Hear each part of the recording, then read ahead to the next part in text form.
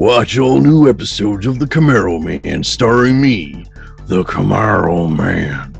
Wednesday nights at 8. Or perhaps it's Thursday nights at 9. I can't remember because I'm too busy watching Night Court that night. Camaro Man, only on Channel 58. Unless it's been canceled and now we're showing reruns of Mama's Family instead. How should I know? They don't tell me squat around here. Excuse me, do you mind if I join you?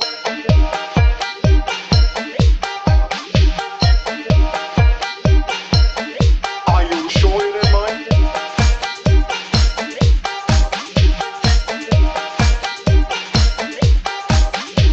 You're absolutely sure I'm disturbing you?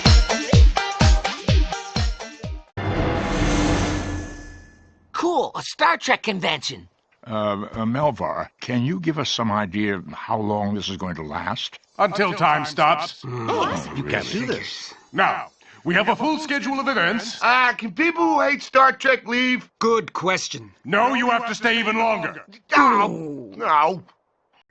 Hello and welcome to the Mental Suppository. I'm Bret Holtz. And I'm Andrew Shanley. And we're going to be talking about something near and dear to our hearts. Geek culture. Yes. And just enjoying being a geek. Absolutely. I think that you and I both like looking at the comic conventions and the variousness of what's been going on in the last 10, 15 years, have been enjoying and, reveling in all this resurgence geek renaissance. Geek renaissance. And also asking the very burning question, where the hell were these people while I was in high school? Exactly, and we've got a lot to talk about this episode. Yes, we do. Right after a word from our sponsor, and just in time for breakfast. Hey, kids. Now you and your hot mom can have the Camaro Man over every morning. And for breakfast, too. Introducing Camaro Man cereal with marshmallows shaped like the Camaro Man's Camaro. And that's all there is. The Camaro Man doesn't go for all that cereal crap. Just marshmallows. And there's a free prize inside. Probably either brass knuckles or nunchucks or some birth control you can give to your hot mom. Camaro Man cereal. Part of your hot mom's balanced breakfast. Oh, probably still better than Ghostbusters cereal. God, that stuff's... I mean, I'll just simply say this. I remember buying that like when the movie came out and this will at least be better than the movie, the answer the call thing. Right. And my kids who love marshmallow cereal, I remember you telling us about this. They hated it. They hated it. They didn't touch it. They didn't even eat it? It stayed on the breakfast shelf for months. Like Lucky Charms, gone. Like I can barely get a bowl of that. Dad, is this a sign of the devil? I mean, who thought that getting a cereal made out of a bunch of red balls with white little marshmallows was a good idea? Well, you have crunch berries. It was terrible. It was supposedly gluten-free. I had a bowl. I couldn't even finish. I was like, I can't. That sounds like me and Count Chocula. I remember going through that with. I tried Count Chocula again a few years ago for the first time since childhood. I was like, oh my God, this is terrible. How did I eat this crap? I know. I mean, honestly. I don't know if you've seen this before, but probably more than several years ago now, the guys from Rhett and Link from Good Mythical Morning put out this song called a rap battle between a nerd and a geek. And there's actually a difference between the two that people might not be aware of because it's like so many words have become kind of mixed together over times. But a nerd is somebody who tends to go after things that are academic. It has an interest in things that are academic and book learning. Whereas a geek is somebody who has an interest in a certain subject and tends to lean towards pop culture. And that is what we are, my friend. Oh, yeah. But actually, one thing I wanted to talk about in this episode is you and Andy actually went on a little bit of an adventure a few months ago. We did. And we had been planning about talking about this. And I was planning on talking about this for a while. So if you can imagine the opportunity to go to a place where you could envelop yourself completely within the universe of a television show. What television show would you pick? Would you pick like a soap opera from the 80s? Would you pick a medical drama, a cop show, science fiction? And the answer to that was, simply put, I went to the Star Trek set tour in Ticonderoga, New York. And honestly, it was probably one of the best trips I had taken in a very long time. I saw some of the videos and the pictures you guys posted from that, and it just looked amazing. I mean, were these the actual sets from Star Trek? No, these are all recreation. Oh, okay, but that's still just as cool. Oh, absolutely. So it's in Ticonderoga, New York. It's open year round. The hours do fluctuate from time to time. They have a website. You can definitely Google it. It's Star Trek set tour. They have Facebook pages, and they have had the famous actors from the show up and actually, visit the set tour. Oh, that's cool. It's one of those. They have a actual contract with CBS, so they're actually affiliated with CBS. They have like requirements that they can't have anybody shoot any video unless it's cleared by the network. Oh, I get you. So that's why you guys ended up. I had a feeling that's probably why you ended up having like photos posted on the video. Yeah, it was just all photos, and they do offer like a photo tour, so you can literally just like walk around and get photos taken of yourself inside the sets by that's them. Cool. So you can get some nice photos if you don't have a nice camera. Right. But for those of you who do have a nice camera, I've been trying to get to this place for a very long time. Yeah, I know you've been talking about it. I've been talking about it for years and years and years and years and years. And I just think this is just like one of those bucket list things that I had to do. That's understandable. And it really turned for me after 2020. I was just like, I need to do this. This is just something I need to do. Especially being cooped up for about a year or two, Oh, yeah, absolutely. And considering that the place is actually like literally within 4 hours of our home. Oh, that's not bad. It's not a bad drive. We got ourselves a hotel. We stayed the night before. I got uniforms. Which you can see right in the background is the one I wore. It was just an amazing situation to be able to just go there and envelop myself. And yeah, it really is. It's like if you remember like Sturbridge Village, or oh gosh, yeah, or like the Mayflower, like the old historic like. For those of you listeners who do not live in New England, Old Sturbridge Village is a place in Sturbridge, Massachusetts that's a recreation of a colonial era village? Yeah, it's like colonial 18th century New England. They dragged kids to do it every single year. I was one of those unfortunate children. I always didn't mind it because I didn't have to deal with school that day. Yeah, that was kind of like a break from, sitting at a desk. Also, I was big into Doctor Who around 5th or 6th grade, so it was like time travel for me. Yeah, there you go. It was perfect. I mean, you go to these places, and again, the same situation is at Fort Ticonderoga, which we actually did after. Oh, I saw the clips from that. So yeah, if anybody wants to see this, it's on Andy's little sci-fi and horror show, the show Andy does on YouTube, and it's a great episode. It really is. Multi-episode, I should mention. Yeah, he did a couple of episodes, us driving up, him doing a ghost hunters thing. We did the fort, and of course the set tour was like the crowning achievement of the whole thing. Right. Andy's not a trekker, so it was kind of cool that he did this with you. He's been into Star Trek, sci-fi, Star Wars, all that sort of thing. The thing about Star Trek, obviously, is that it's not. I don't think it has as much of a presence today as Star Wars does. Yeah, I mean, a lot of people. It feels like there was a time in the 80s and 90s where it did have a certain presence, especially with the Next Generation, Deep Space Nine, Voyager. Yeah, the 90s and the 80s were definitely the decade of Trek. I think that up until 2004, when they canceled Enterprise, I mean, there was so much Trek on TV. You just turn the channel and there's another Star Trek show. Right. I mean, they had five different shows. So I'm kind of wondering if that's why it doesn't have as much of a presence now, as people had a little bit of the burnout. Yeah, I think definitely burnout has a lot to do with it, and I'm not exactly impressed with the quality of the show that they have out now. Plus, it's when you're competing with other sci-fi products like Star Wars, and even the Orville is better than the current Star Trek. Oh, I'll be really? perfectly That's what I've honest. heard. I heard, it's kind of gotten its own Yeah, fan base now. I have an Orville uniform. Honestly, Really? yeah, I do.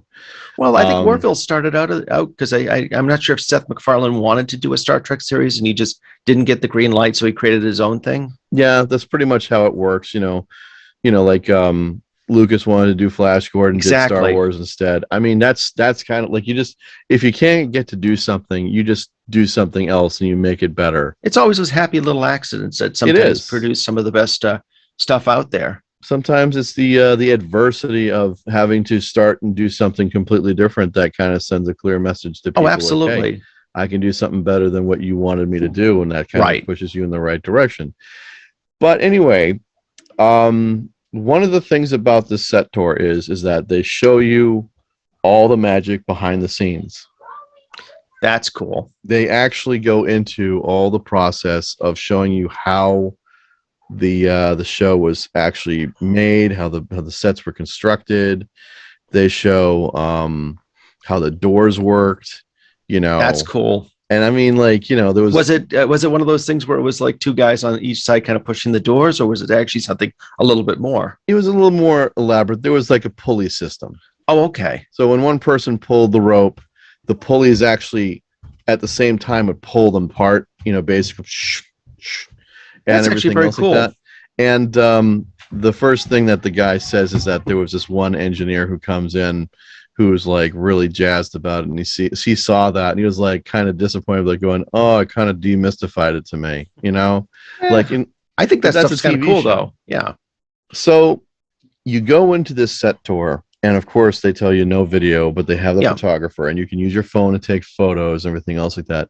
You're not allowed to lean against anything. You're not allowed Makes to sense. sit anywhere because Oh, okay. a lot of these sets are custom made, and a lot of like, for example, just Oh, the okay. chairs.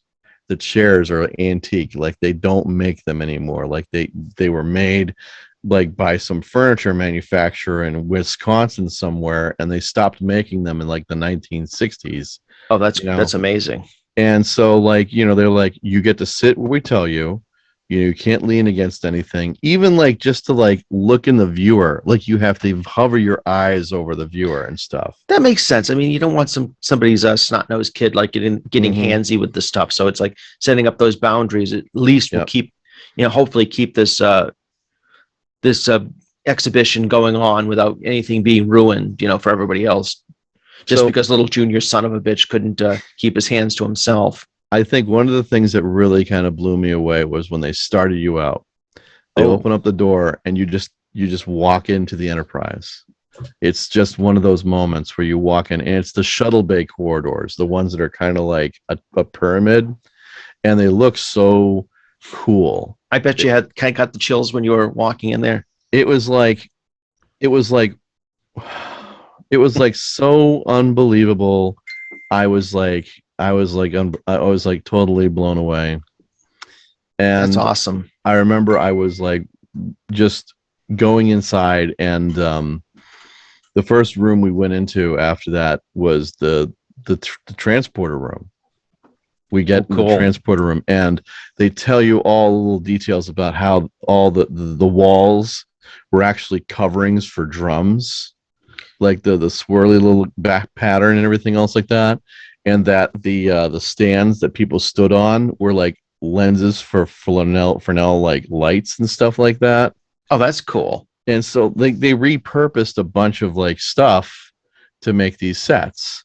And they even have the control panel for the transporter from the Cage, the original pilot. Really? And they were like, oh, by the way, that's what they used also in the bridge set for like, the navigation, and because they recycled stuff. It was unreal.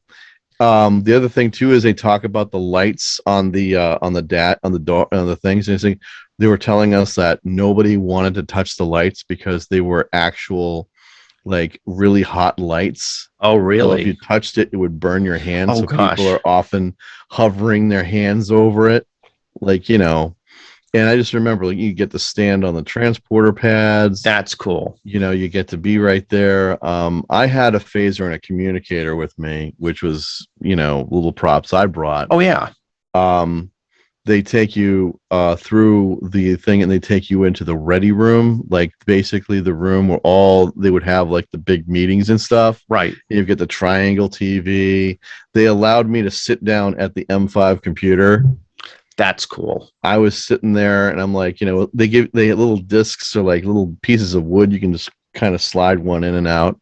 Then they have like the screen, which is basically like Christmas lights with like with a black front and everything else like that. They showed like some of the flags that they have there. One of the flags was actually a Cuban flag, but was modified because they wanted to because the production company was called Desilu. Yeah. Well, Desi Arnaz. I was just and going to say, Lucille Ball. people might not know that it was Lucille Ball who actually was the one who got Star Trek off the ground, because I don't think anybody else would really went for like wagon train in space, but she and Desi saw something in this show that. And thank God to them, because honestly, like So you have a woman to thank for Star Trek out there, fans. So it was woke before it got broke. Yeah. So don't give us any, the Star Trek being too woke BS. A lot of these shows were woke before woke was woke. So deal with it. Exactly. And like, especially with a show like Star Trek, who for a very long time has talked about all kinds of subject matter. That was Doctor Who too. I mean, a lot of those shows talked about environmentalism, talked about, getting to, there was an episode of Doctor Who, Frontier in Space, where Earth is at war with this a race of beings called the Draconians, who are like this very this race of aliens who are very have sort of a nobility and a culture all their own. Oh yeah, and so I mean, a lot of there's a lot of those allusions in old sci-fi shows, I think, go over our heads as kids, but is now it's like, this stuff was woke long before woke was woke. So continuing the tour, they take you through all the different things. They take you through the main curved corridor, and it's great because you can like see what it is. They bring you to Kirk's like quarters. Yeah, which you addressed for it. And of course, it was perfect. And they let me sit. They let me sit at the desk. And they had little details from the TV shows everywhere. Like they had the Annihilator from the Mirror Mirror episode. Oh, cool. And so they said, press this button on the wall. Beep. And the thing was, I was just like, oh my God. Like these people like are unreal. Yes. Even like things like, okay, so one of the best stories from the trip was we're in Kirk's like quarters, and there's a gold chest that's sitting behind on the little divider between the bed and the desk. And they were saying to us, well, that's actually a piece from the original show. Really? And so what happened is that when the show was shut down, William Shatner took that gold chest as a personal memento of the show, and basically swiped it, 5-finger discount. Exactly. And so he later in life gave that to a fan. He's like, this is the chest that was behind my desk in the show. Oh, wow.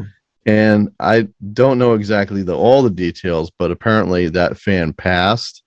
Okay. And the family was then contacted by these people who were building the set, and they bought the chest from them. Oh, so wow. when William Shatner, who was a little bit, he doesn't exactly have the best reputation with fans over. No, I was actually going to just say that, when you mentioned him, bequeathing this fan with the chest, it's like, I haven't heard a lot of stories of him doing stuff like that. He tends to be kind of spiky. I think in the later years, he's gotten a lot better. But anyways, he was a little apprehensive about showing up and doing an event with these people.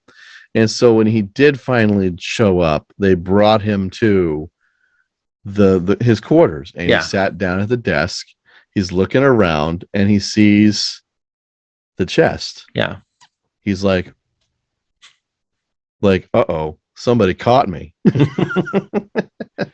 But it was just absolutely fantastic. Yeah. And so the other things that they'll show you is the medical bay, Okay. sick bay. They'll show you, and you've got all the beds. They won't let you lie on them again. They'll say, Understandable. Yeah. but you get to stand there. You get to get pictures taken, and again, it's like everything's lit perfectly, like you're on the TV show. They had Bones's office and his desk. They let Andy sit behind the desk there. It was that's great. Cool. They had a couple of like laboratories, and they said, "Hey, where do you think this piece comes from? What episode do you think that came from?" Oh, that came from Space Seed. They just repurposed it. So whenever they did a show, after they built a piece or a set piece or whatever, they would repurpose it in the background somewhere for other episodes. That's pretty commonplace in most television shows of that era anyways. I mean, it was. Even with Doctor Who, there's talk they would use robots from, robot masks from another show in one of their shows. Or, I mean, again, Frontier Space, they had like I can't remember if it was like model ships from like Thunderbirds or another show they uses the model ships from that one. And they were great looking model ships too. So yeah, it was fantastic. And of course, they take it was just like you get to go to main engineering, you get to go and see like all the different things and how they recreated the show set so perfectly. It's exactly how it was made back in the 60s. Like it looks like you could literally just take a crew in there and just make an episode of Star Trek. That's great. I always love hearing stuff like that, because it's like one of those things when people take care in something to make it look authentic, unlike it being like something on a carnival. So it's like, get aboard the Starship Enterprise, and it's just like 5 cardboard boxes and with like stickers on it that say press button or something like that. This sounds really cool. I was blown away. Now, of course, the main engineering is probably one of the last things they show you before they get to like the cream, the piece that you want to see, the piece de resistance. Oh my! Which they take you up nice little long corridor. You're right in a turbo lift, the old the 1960s turbo lift, and you get to get a couple pictures in that. And then, of course, there's the nice little red door, and then it opens up, and there, my friends, is the bridge. Oh, like you said, the piece de resistance. It's the piece de resistance, the coup de grace. The cherry on top of the sundae. Cherry on top of the sundae. It's what you waited for. Okay. Dessert. It's just like you go into this room and it's like everything you'd ever imagine the bridge to be in reality. Plus and more. And more. It's just one of the things about going into that set was just like you get to see a different angle of how the set was. Because like we saw the set from certain camera angles. Right. What they were allowed to, what they were physically able to do, because cameras back then were like, these big lunky, like, it was practically the size of a refrigerator. Right. If you can imagine that. But like in this situation, you get to actually walk around it. You get to actually experience it and look at every single thing. And I remember just going in there and just like, and they said, you get to sit in the captain's chair. And again, I have to be careful because this captain's chair, it was an office chair from the 1960s. They don't make them anymore. Right. And I am sitting in this chair where all the major actors who have still survived have sat in. Right. William Shatner has sat in this. I'm sure that all the other actors have, like, Coing and George Takei. And Nichelle Nichols and whoever else survived up before they built this, because I know, of course, Scott, James Doohan didn't make it, and DeForest Kelly unfortunately died before they actually opened. What about Nimoy? Was he able to? Nimoy, I believe he was there too. Oh, that's cool. Yeah. So anyway, it was just like, holy crap, I can't believe I'm sitting here. It was like as if, if you can imagine every other ship, like if there was a Doctor Who set tour Oh yeah, that's one of the things I'm kind of sorry I didn't do when I was over in the UK in 2000 was go to the Doctor Who experience in Blackpool where They have that same kind of thing there too. sort of yeah I think they do have an upgraded Doctor Who experience where they have some of the newer TARDIS sets, but the Doctor Who Blackpool one was something I think started like in like the mid 1980s, and they'd have like the costumes from the series. They'd have like a recreation of the TARDIS set, which one of the publicity pictures for when Paul McGann was announced as the Doctor in 95, 96, they had a picture of him, in the Blackpool exhibit, sort of posing as the Doctor. But that's amazing. so that was one of the things I kind of wished I was able to do at the time. If I had a chance to do it, I would have loved to have gone there. But in the same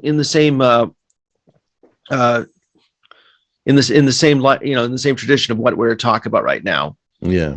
I was able to do something similar when I was over in London back in 2000, where I went to the Sherlock Holmes Museum, which is actually really kind of fantastic. And there's a little bit of a discrepancy because they're not sure if that was the actual original 221B Baker Street, because the geography of London's changed since like the 1800s, but they made it to look like sort of the Sherlock, Baker Street from like the Jeremy Brett series, where it had like the setup of Sherlock Holmes' sitting room and all the chemicals and all the little memorabilia they had from different Sherlock Holmes adventures. And I do have a couple pictures, snapshots, photographs he asked him knowingly from that era of me sitting like in Sherlock Holmes's chair. And they did have like the Deerstalker and Watson's bowler hat on the table, which you could put on. So, and of course the meerschaum pipe, which kind of makes Sherlock Holmes fans bristle, because there's nothing in the stories where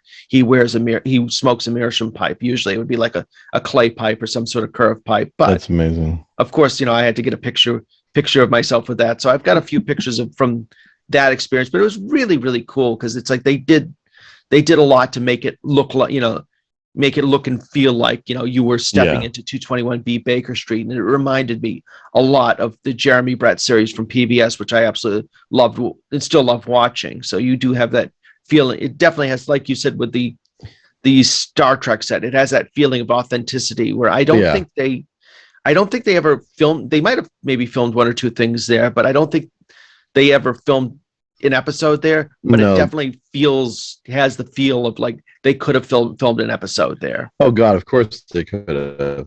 I think because they're affiliated with CBS and they have that requirement, they can't shoot any fan films there. I'm sure that people have probably reached out to them. Oh, that's too bad. A million times. I can understand it, but it's still kind of too bad because it's like, think about how much fun that would be. Yeah, I mean, like if you look at, I'm sure, like you've heard of the show Star Trek Continues that's on YouTube. Yes, I remember you telling me about that. People have done that. They made their own sets and they had their own costumes. Everything else like that was completely independent from this. But like it has that feel of just total complete immersion. And I think that I just want to just conclude by simply saying, if you ever get a chance, this is just like a bucket list thing. If you really want to do it. It's like $30 to do the tour, and it's about an hour long, and it's worth double that. Yeah, it really is a once in a lifetime opportunity. And of course, the stories that they tell you about the fans that have shown up, and the stories that they tell you about some of the actors that go there. I mean, William Shatner will cost you like $1,000. Oh, easily. But like, they're like, yeah, but you get to hang out with them for like 6 hours. Wow. But does Shatner like that? I mean, if he costs as much as a Vegas hooker, okay, that's wonderful. Fair enough. But do I really want to hang out with Shatner for 6 hours? I don't know. Never meet your heroes. Very true. But the good thing about this whole situation was we were in our uniforms, and right afterwards we got ourselves some lunch right across the street. And I should mention you were actually wearing the Shatner Turbo 2000 on your head that day. Yeah, I was wearing like this terrible wig, and I was like, it was a fat Shat, so it was perfect. And Andy is that the name of the wig? I don't know. I just kind of gave it the fat Shat. And then of course, Andy was dressed up as Spock. And I was like, I was gonna try to get a red shirt so I could have that on and be dead in every like thing too. I was thinking about doing that, but it didn't show up. That was hilarious. That was a good idea. But so we're taking Spock, Bones, and Ensign Billy to the surface. Ah, crap. Captain, I seem to have found something. But like, you know, Gorn again. It was such a great experience. And so we went from the 23rd century to the 18th century. Yes. When we went from that to actual Fort Ticonderoga. And I had this funny idea, and we didn't do it, where we were just gonna wear our uniforms to the fort and shoot stuff like we were like on like a Star Trek away team. Yes. That would have been but either gone back in time or gone to a planet that's stuck in the 17th century, which is not unlike any of the other Star Trek TV shows. Basically, yeah. I mean, we had Space Lincoln. I mean, you had Lincoln in space, for crying out loud. Space hippies. Space hippies. You had like, you know, the sets all looked like freaking like ghost towns from the 19th century, yes. Like stuff, wagon train stuff. Well, basically they did that. And we went to Ticonderoga, and it was fantastic because we got a chance to see the fort. And that's cool. And the thing about it is that they actually produce their own uniforms. They actually they're actually there, and they have people who have like a sewing circle, and they literally make the uniforms for all the enactors, just like they did back in the day. That's very demonstrate how important sewing was back in the day, because like, you know, everybody did sewing. It was like, you know, you lose a button, you got to make a pair of pants. You need to get a shirt. You can't buy it. You can't go to Walmart. No, you can't. Doesn't work that way. There wasn't ye old Walmart back then. Yeah, exactly. You didn't have like a heck, you didn't have ye old Sears back then. But you know, they had a cannon demonstration, which is really amazing. I saw the video for that. I mean, again, if people want to see you guys' experience, watch Andy's little sci-fi and horror show, because you got, I mean, especially like the ghost hunting parts was kind of, because I know that's Andy's he's got like an app on his phone where it's like supposedly where it picks up paranormal activity, which I thought was really cool. It's like they make that EVP or something like that, something like that. I'm like, they make that? That's actually kind of awesome. But you know, he was like getting that, and we did that. It was such a great vacation. little overnight trip. We stayed at a hotel. We had like literally the hotel was ours. Nobody was there.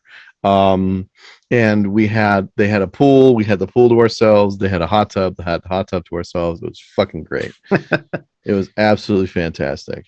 And we just toured it. It was just an amazing experience. No, that's great. Of course, I drove the Camaro. Yeah, of course you drove the Camaro. Had to do that. The Camaro man drove his Camaro. Yes. But it was a fun trip. It was Memorial Day weekend. It was fantastic. And like I say, you know, you live life only once, right? And it was worth every single moment. You had to check it out. You know, we had to. There was like, you know, we have to, you know, like, you know, somebody built, and it's like within 4 hours of your home. Yeah, exactly. I mean, honestly.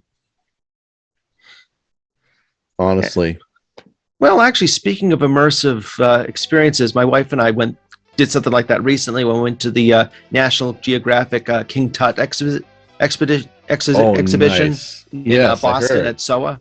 It was amazing. I wasn't sure what to expect because my wife absolutely she loves Egyptology. She just is. I always kind of liked it too. One of my favorite Doctor Who episodes was Pyramids on Mars, where they sort of mixed alien life with Egyptology, giving this whole idea that the Egyptian gods were actually this powerful alien race called the Osirans. So I always kind of liked that. So, of course, the villain in that was a character called Sutekh the Destroyer, who had this like very silky voice. It's like, I remember that. Yep, Sutekh brings the gift of death.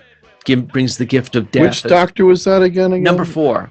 Yeah. So it's like I think since especially between like the 3rd to 6th grade, I thought Egyptology was really cool. So I would have probably dressed up a little bit like Andy. to go for that. That's okay. I wore my Panama hat so I could feel like Peter Ustinov from Death on the Nile. But it was Nice. really kind of amazing. Like I said, I wasn't sure what to expect. I didn't know if we would be seeing artifacts, but it's a virtual experience. It's like an immersive, Mhm. like visual virtual experience. So you Yeah. know, it takes you sort of through the different things of like Howard Carter's dig, and it's like has all the like these screens that just sort of surround you, and they even have a whole thing like talking about the whole concept of the afterlife in ancient Egypt, and you know what the young boy pharaoh King Tut would have had to face when he came face to face with his mortality, and how he'd have to have his heart weighed with a feather to gain passage with the afterlife. So Yeah. and I'm probably completely screwing it up, but I think if your heart was the same weight as the feather, they'd let you in. If it wasn't, then your heart would be devoured by an alligator god. So, and it's like so it's like you either gain access to the afterlife or you're fucked. And so it was just a room, and they had like the visuals of like these animated visuals just come around just to giving you this whole feeling of like what the Egyptians viewed what the afterlife would be like, and what the things you'd have to face. And it was just really a really cool experience. And we did get motion sick at one point because it's like everything, especially it's like all these feathers, these animated feathers started like flying around the walls and flying around the floors, and it was just really, really amazing. And it's like Nice. again, it was one of those things, the recreations of some of the different artifacts, like the chairs that he would have sat in, or like wow. the golden walls and all these sort of things. But one of the best parts of it, actually there was a lot of really good parts of it, but one of the parts we really liked is if you had the VIP tickets, they also had like a VIP, they had like a VIP virtual reality experience where you'd put like a pair of virtual reality goggles and headphones on, and you take a tour into King Tut's tomb. Oh wow. And so in which kind of felt like an episode of National Geographic, which you'd have like the narrations like when entering the tomb sort of thing going on. But it was just like, and one of those things, since it's VR, you could turn your head around and see different areas of the tomb. But it worked in a way where it actually kind of focused you to certain things that they wanted you to look at. And, there was a little bit of air sickness. I felt, it's like they kind of fly you over like a sarcophagus, or bring the sarcophagus right to your face. Yeah. And it was like really, really, it was just like a really amazing experience. And it was my wife's birthday. So it's like one of those things, she wanted to do that for her birthday. And I'm just like, hell yeah. And if you pay a little extra, you get the super VIP experience where they mummify you. That would be great. Which means, they take your brains out and throw it away, which I think for most people in social media, it doesn't matter anymore. Yeah, if you're on TikTok, don't worry about it. Yeah, but the thing they'd save is your heart, which they believe to be the center of all knowledge and life and stuff like that. But the brain was completely useless, which again, if you're on TikTok, it's sort of the same difference. But so after that, go to the gift shop, got her a birthday gift and a few other little knickknacks to take home. And they also, Jack's Abbey also had made a special King Tut beer. They served at the exhibition, which I got to try, and it was really good.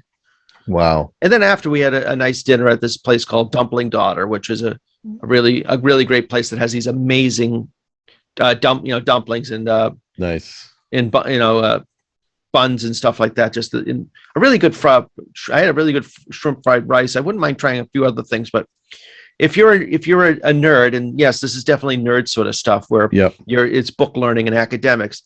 I don't even think you have to really be a nerd. This is a really, for those of people like me who were never really great in school or just found school to be very boring, I think this is a fantastic way of learning, because it was so immersive. It sounds like it was much better than the movie Gods of Egypt.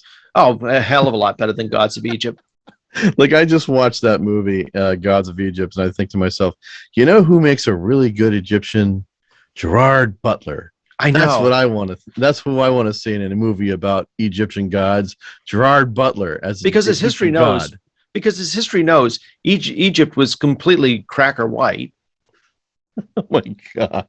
I know. It's just like, not that it was the sun all the time that would,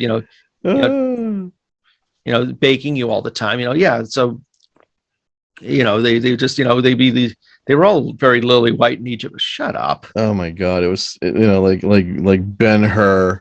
Yep. And like Truly you are the king of kings. Like, it's not as bad as John Wayne being like, actually, no, actually, it is kind of as bad as like John Wayne being like cast as like, Genghis Khan.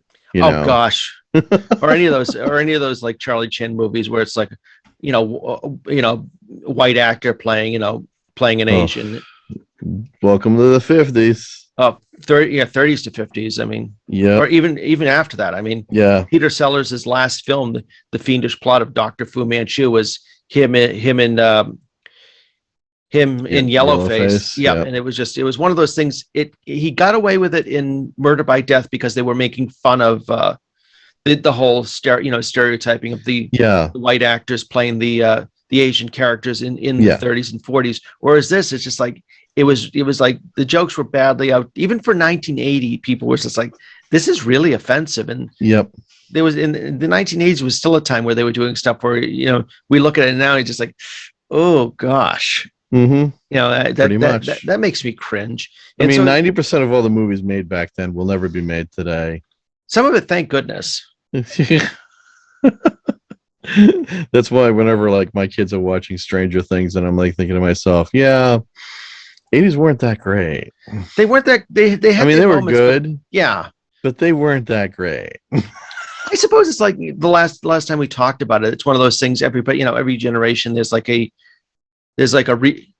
renewed interest in that generation. Nostalgia. Whatever. Yeah, exactly. I mean, they went through nostalgia. It's kind of like nostalgia in the way that they wanted things to be, not necessarily in the way that things really were. Sort of like Happy Days, just minus the blatant racism, minus the racism, minus the sexism, minus the communist Red Scare, and all that stuff. It was just all very happy. It was all about some guy named Fonz, who goes all the time. Exactly. So, I mean, it's like I feel like every generation that has that renewed interest, and now it's like for the last couple decades, it's been. People have had an interest in the 1980s, and some of it, I think, were people that were probably like the Duffer Brothers, who were born in that generation, but weren't really old enough to remember it, sort of having an interest in that time frame. And some of it is like, is like the kids of our generation's kids are the ones who is like, oh, this was, because I remember being interested in like, my mom and dad's and even my grandparents' generation, some of the music, some of the movies. I still love a lot of the movies from the 30s and 40s, but I mean, I suppose it's common for that to happen, to have an interest in what your parents were into. Yeah, I mean, that's the brilliant part about it. It was just about like whatever, who had a good idea and they made it and it was good. Age of the Geek, baby. Age of the Geek. Now here we are. And, while I say it's good to be a geek today, I also say it's also kind of bad to be a geek for the simple fact that everybody seems to like rehash and redo anything. And it's true. It's sort of like a little bit of like having dessert for breakfast every morning. And I just want to say, like, one of the sad things I think of is that there's no new stuff being made. Nobody's trying to take a risk. Like there isn't somebody willing to take a risk on a Back to the Future anymore. Right.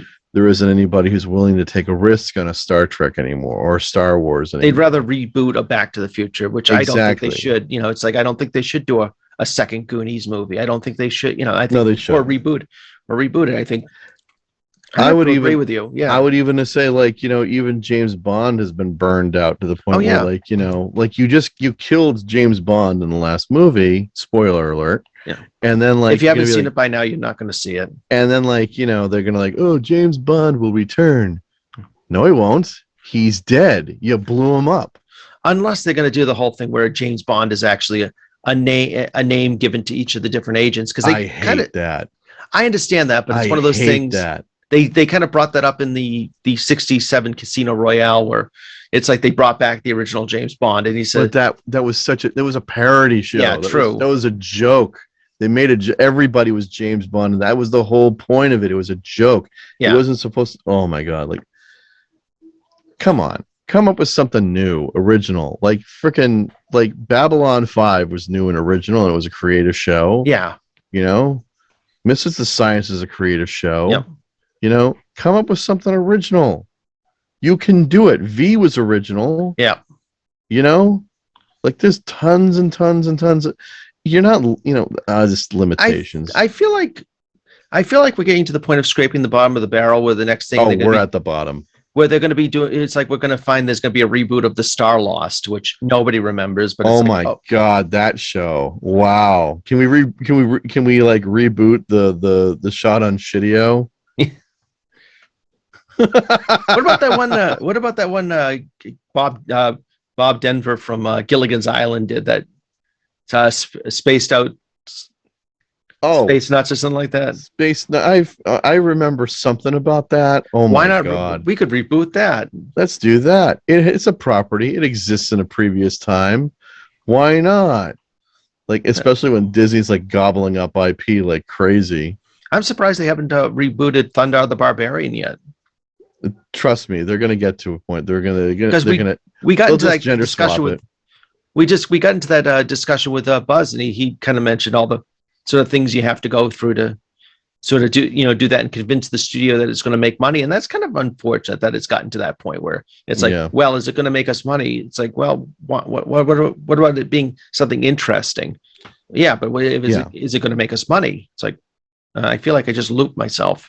But like going right back to it. I mean, like going to the Star Trek set tour. Mitchell. They'll reboot Mitchell. Maybe have David Harbour as Mitchell. Ma, Mitchell. They'll do a rap version. Yeah. Ma, Mitchell. Yeah. Mitchell with David Harbour as, the big drunk slow. Actually, I could see that happening. Although seeing him in the last Stranger Things, he definitely lost the dad bod. Oh, geez. He looks like freaking like he's like action hero now. I know. He looks like he could take on the Terminator. I liked the But I could see him doing that. I loved the fact that he in the last Stranger Things, they gave him the freaking He-Man sword. Yes. Did you notice that? They gave him noticed like the freaking He-Man sword to go against the Demogorgon. Well, this And, was like 86, 87, so this would have been right Yeah. before the Dolph Lundgren He-Man movie came out. So it'd have been they've been about the right time for that. I was like, oh, that's the He-Man sword. I'm like waiting for him to just go like, I have the power. Oh, missed opportunity. They could have done that. Oh, there's a lot. It's good. It was a good movie. It was a good show. Yep.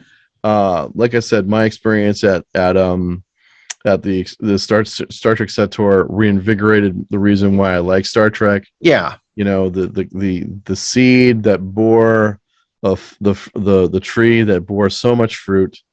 And unfortunately, It sparked that excitement. Yeah. Yeah, the people in charge of that have pretty much chopped the tree down and have recycled it into wood chips. I don't know why. There's some people that like the new shows. There are some people that don't. It's like anything with fandom, Mm-hmm.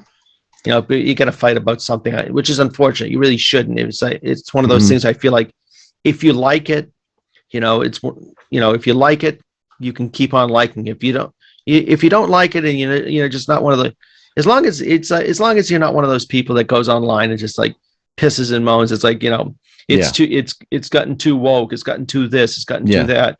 It's not the Star Trek I remember. It's like, I don't think you and I have been watching the same Star Trek. It's just part of it is that people who use that as a defense for their shows often forget that there's a lot of bad writing in that show. Those shows. There's a lot of bad writing where they just throw stuff in just because they can. Well, it's one of those things. I think that you had to do so many episodes back then. Some of the episodes were just filler. I know. And I mean, like now you got these people who they don't even have life experience. Like even Taika Waititi, apparently. Did you hear about this? What? He was doing Thor, Love and Thunder. And he's got a deal with Disney to do a trilogy for Star Wars. Oh, I heard about that. Yeah. And he asked Natalie Portman, "Hey, have you ever done a Star Wars movie? You Oh, should my be in one goodness. because I'm going to do this. And I'm like, Oh no. that's what he did. He didn't even your lead actress who's been in movies since she was like Yeah. 10. Who was in it? He was in 3 of the Star Wars films. Who was in all 3 of the prequels, I should say. Yeah, Oh, as that's a major freaking character. how old is this guy? I don't even know. I don't even. Is he a young guy? Or is he? I It's think like, he's an Xer like us. but it's like even I know that. I mean, I saw Phantom Menace the first night, unfortunately, but it's one of those So things. did I. We all suffered through it.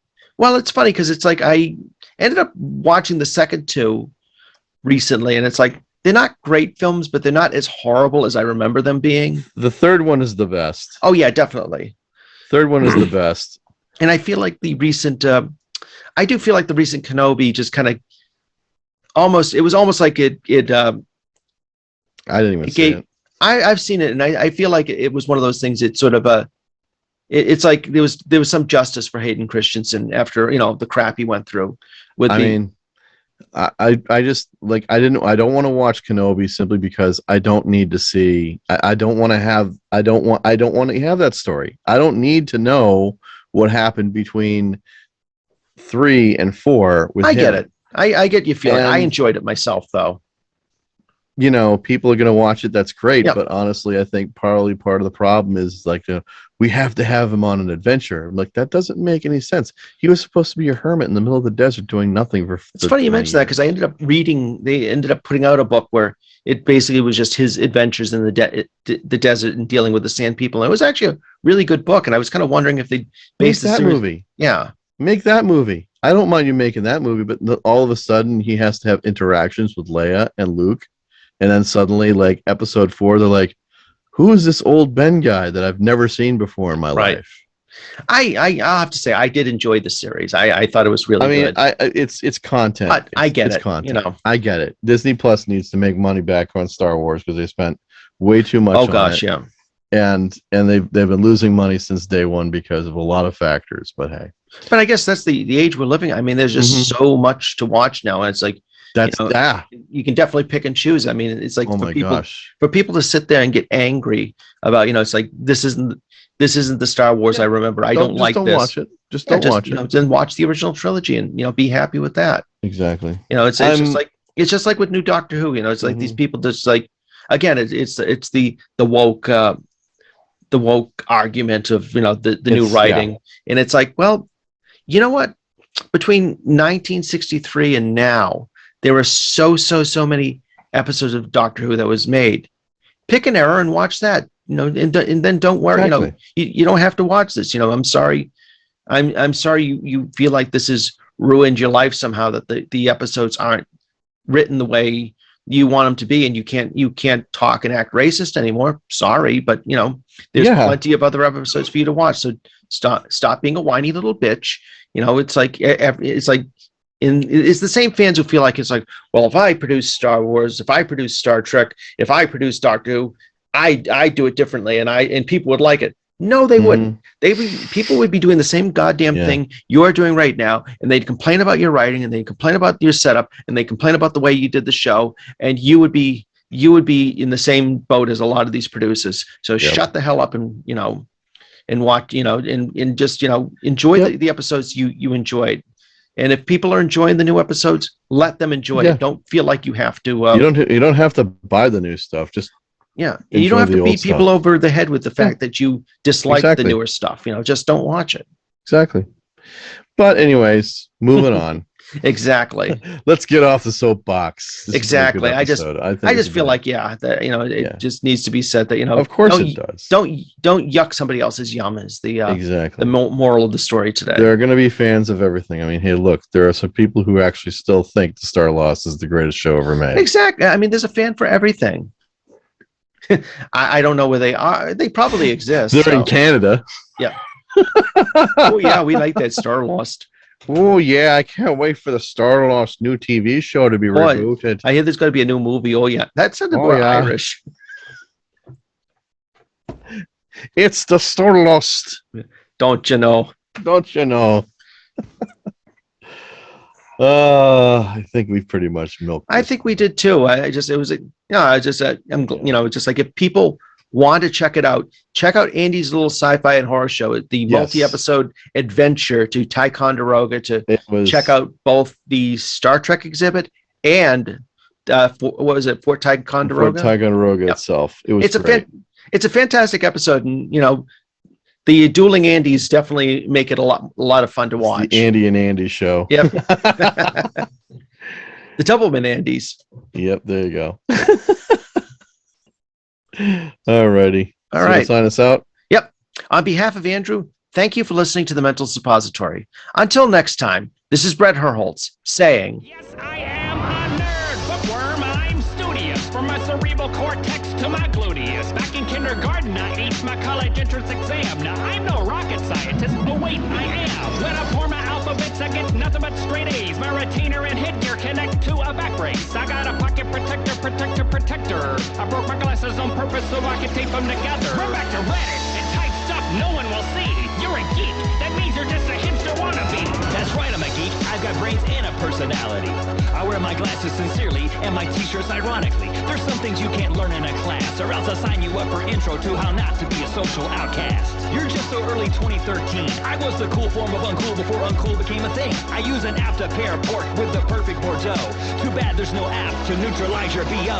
While you're lost in Second Life letting your fingernails go long, I'll be syncing up my iPhone, tablet, TV, and your mom. Sure, grooming's not my thing, but I don't care. I look so good in chainmail that it's not Renaissance fair. Doesn't LARP stand for loser and reject party? I'd rather cosplay with hotties than play fake army. I tried Dungeons and Dragons once and I died of boredom, but I'll still kick your Assassin's Creed post-mortem. Mario Party's the only one you get invited to. Your life is like Skyrim, an endless quest of solitude. Ooh, you beat Angry Birds. You're not a gamer because you battle your friends with words. You click on cute icons. I execute commands. Do you really need a genius to teach you GarageBand? I landed the first rafflecopter and took in orphans when I was 12 because I'm an early adopter. I can wear Google Glass without looking like a dweeb. Okay, maybe not, but I can yelp with some good footing. You need 16 gigs of RAM to watch a Steve Jobs doc? I keep an actual RAM in my PC. His name is Spock. I'm a new console. Your face is birth control. I troll brony sites. You look like an actual troll. I'm fluent in C++. See, you just suck. Can your iPhone autocorrect your dumb haircut? Hold on a second. Let me tweet this infographic I made that illustrates the fact you'll never get to procreate. I just haven't met a woman of a high enough caliber. The only dates you have are on your Google calendar. You're losing this battle. Your foam sword won't help. In the future, you'll randomly access this memory and crap yourself. Did I mention I built a dancing robot? No one gives a Shatner about your skinny jeans. Do you even know what URL means? You don't know what you're talking about. The Mental Suppository has been produced by Brett Herholtz and Jamie Billings and distributed by M the Media Project. Theme music generously donated by Mr. B, the Gentleman Rhymer. Visit his webpage at gentlemanrhymer.com. We would love to hear from our fans. Email us at mentalsuppository@gmail.com. Oh my. All right, I'll talk I to love you George soon. Takei. George Takei is the best. He is. He really is.